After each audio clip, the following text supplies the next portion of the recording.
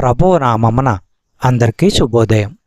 ఈరోజు దేవుని వాగ్దానము ఏమనగా, పేతురు రాసిన మొదటి పత్రిక మొదటి అధ్యాయము 20-21 వచనములు.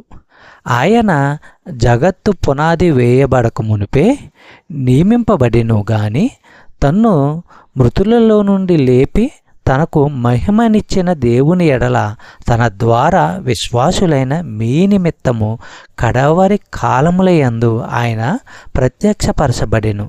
కాగా మీ విశ్వాసమును నిరీక్షణయు దేవుని యందు ఉంచబడి ఉన్నవి.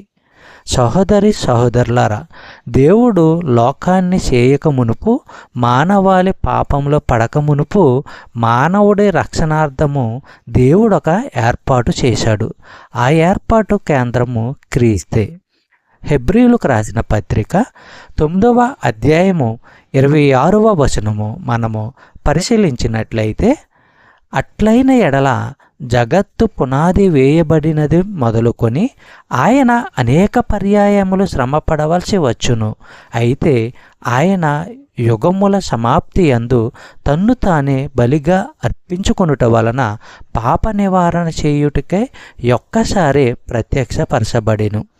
సహోదరి సహోదరులారా, సుమారు 2000 సంవత్సరములకు ముందు క్రీస్తు చేసిన ఒక్క బలి అర్పణ మనుషుల క్షమాపణకు సరిపోతుంది. ఆయన తనను అర్పించుకొని లోక పాపాలన్నిటినీ తీసివేశాడు. చెప్పబడిన వాగ్దానము దేవుడు దీవించి ఆశీర్వదించుగాక. ఆమేన్.